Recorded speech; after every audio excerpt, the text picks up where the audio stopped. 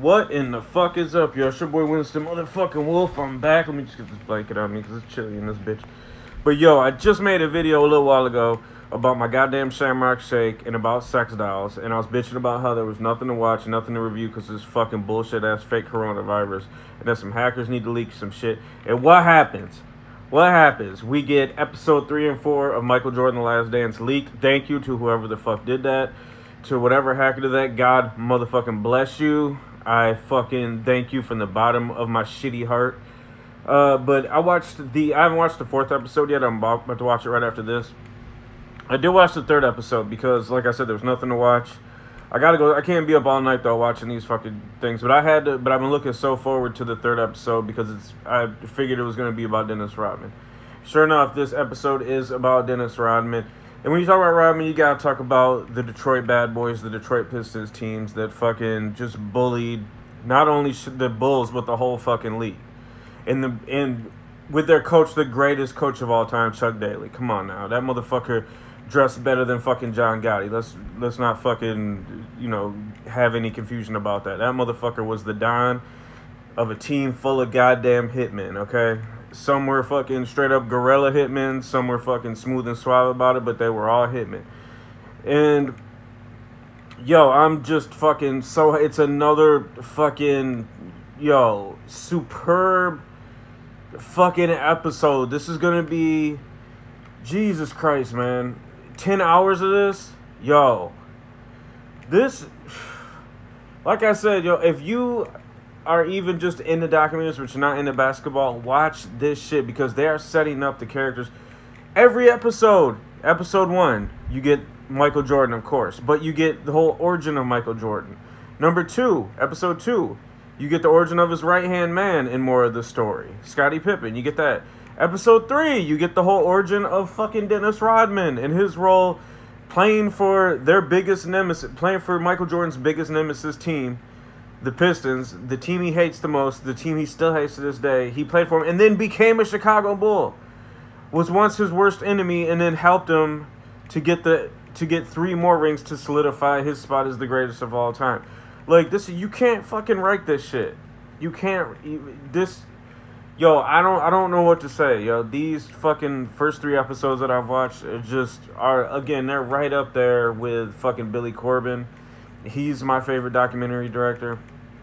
He did Cocaine Cowboys. He did the U Part 1 and 2 for the 30 for 30. He did that fucking steroid baseball documentary. That's fucking real. You gotta have to look it up. But he did all the Cocaine Cowboys shit. I fucking love Cocaine Cowboys 1, Cocaine Cowboys 2, Cocaine Cowboys Reloaded. Billy Corben is the motherfucking shit. I love his fucking documentaries, but this shit is right up there with it. Like I said, if you are having fucking Tiger King withdrawals and you're just like, oh, I need to watch it. Yo, get the fuck out of here. Get the fuck out of here. But anyways, let me just jump into it. They start off with Dennis Rodman. They get into his upbringing. It's really interesting how he really doesn't... Like, his story is amazing, how somebody that just literally came from nothing. And, like, I'm not talking about, I wasn't the richest kid, I didn't have... No, this motherfucker came up from fucking nothing. From fucking nothing. And just somehow got onto a basketball team. And I'm in a program, like, from Oklahoma, some fucking, like, junior college in Oklahoma or some fucking shit. And then just somehow gets on that team. And then just somehow, just by sheer fucking talent and fucking basketball IQ, gets drafted by the Pistons in the 2nd round. It just becomes flat out the greatest defensive player of all motherfucking time. Okay? This shit... Yo, I don't know where to go with it because it's so fucking good. And you're going to watch it anyway, so fuck it. But I'm telling you, since I watched it when it leaked, you might not watch it till it comes out. I'm telling you ahead of time, get fucking ready. If you... Yo...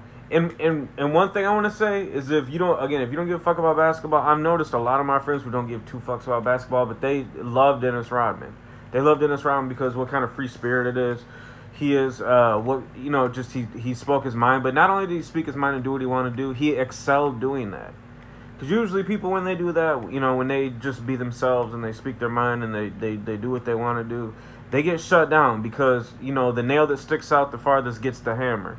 But no, with Rodman, he was such an incredible fucking talent that they just had to live with it or lose his talent. And if the Chicago Bulls lost his talent for those years, they wouldn't have won those fucking titles.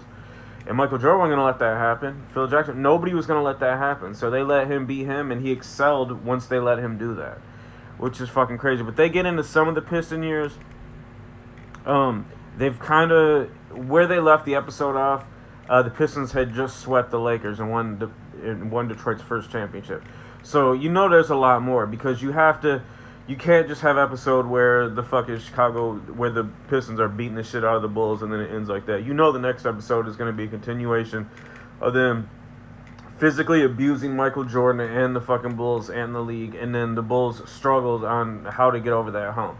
And I want to say one thing. This episode introduces Doug Collins, who is the coach for him. And I love Doug Collins as a coach and as a commentator. But, yo, Jesus Christ, yo. That motherfucker aged like fucking bread. That motherfucker looks like the Emperor from Star Wars. I'm not shit. I might look like that when I get his age. You know, hopefully not. Hopefully I die before then. But, oh my God, yo. All they would do, they wouldn't even have to pay my man for The Last Skywalker to fucking, or The Rise of Skywalker to play the Emperor. They could have just gave him a fucking black robe and just been like, here, Doug. There you go. Speak, read. So, but yeah, they hadn't even got into, they're still in the Doug Collins era when this episode ends. So, of course, you can't get over the hump of the Detroit Pistons, pause, until Phil Jackson gets there and gives that team a totally different mindset. But man, this is pretty much, they give you some Pistons, but this is Rodman like a motherfucker. If you love Dennis Rodman, it just makes you love him even more. Every episode makes me proud to be a fucking lifelong NBA fan. It makes you love the game. Excuse me. It makes you love the game even more watching these episodes, and the way they're the way they're presented, the way they're edited, the way it's put together. Just goddamn, Jason here. I don't know how to say the fucking director's name, but yo, he's doing the fucking Lord's work, yo. Straight the fuck up. And then another cool ass thing, and watching this, if you're a lifelong NBA fan and you bought the DVDs and you bought different documentaries, you know, like Jordan to the Max, different documentaries like that, there'll always be footage that you're like, oh, okay, well, I could see how they got the footage because they probably said, we're making this big production. But you don't get footage like that and have it just sit. You don't get good, candid moments, private moments, and have it just sit there for that long. They have fucking footage that must have been in the fucking can or the vault for literally over 20 years.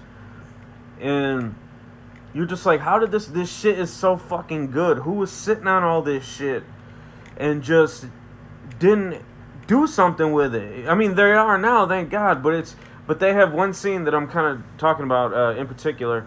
It's last episode, Scottie Pippen said he'd never play for the Chicago Bulls again. Then he comes back from the injury. This is Rodman's first year.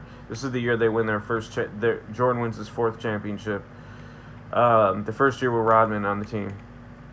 And fucking Scottie Pippen he opens the door to some cameraman and he tells him to come in, and Scottie Pippen's just talking real frank to him about why he decided to come back and all this. And I'm like, yo, we're only on episode 3. There's 10 episodes. If they've got footage like this and footage of Michael Jordan just dropping F-bombs, not giving a fuck, being completely honest, being like, shit, I'm in the Hall of Fame, I'm the greatest player of all time. Can't really fucking me. I can tell the stories the way I want to tell them with an F word, every other motherfucking word. Yo, this is... I don't even know if I should watch episode 4 after I do this, because I might be up all night, because this shit, just watching this Dennis Rodman shit with the highlights, and then just like in episode 2, I believe it was, when they had a little highlight montage with Michael Jordan and they had LL Cool J on Bad, yo, they have a Dennis Rodman montage with the Beastie Boys. That's all. Do I need to...